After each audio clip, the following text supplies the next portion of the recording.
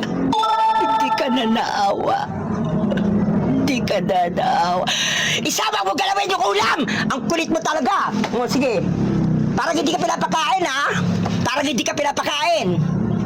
Nagigigil ako sa'yo. Sige. Kung ang lemongrass ay tanglad, ano naman ang Tagalog ng celery?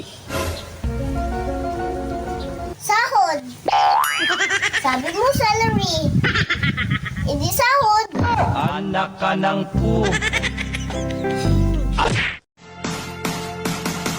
Di ba't sabi ko sa'yo, umuwi ka ng maaga, magdala ka ng pagkain ng mga bata. Bakit sumama ka sa mga barkada mong inom ka ng inom, wala ka nang magawa sa buhay?